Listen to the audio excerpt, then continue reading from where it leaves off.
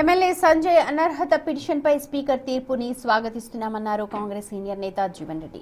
కాంగ్రెస్ అంతర్గత విషయాల్లో తలదూర్చకుండా పార్టీకి దూరంగా ఉండాలి అని సూచించారు. గడిచిన 2 ఏళ్లలో జగిత్యాలకు చేసిన అభివృద్ధి ఏంటో చెప్పాలని ప్రశ్నించారు.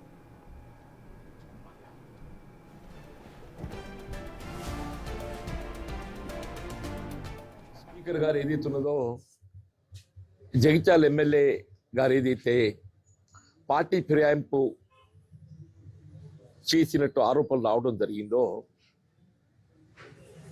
చేయబడినట్టు దానికి తగు ఆధారాలు లేవు.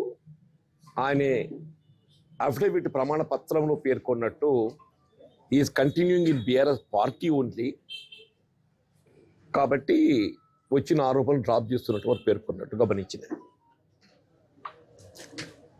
సరే, ఎమ్మెల్యే గారు కూడా ఏదైతుందో ఆయన నేను పత్రికలు ఇవాళ ఉదయం ఆయన ప్రెస్ కాన్ఫరెన్స్లో కూడా ఆయన బీఆర్ఎస్ పార్టీలను కొనసాగుతున్నా, నేను బీఆర్ఎస్ పార్టీ అని చెప్పినట్టు కూడా నేను గమనించింది. సంతోషం నాయన. ఇప్పటికైనా ఏదైతుందో నువ్వు ఏ పార్టీలో ఉన్నావో నీకు గుర్తొచ్చినావు.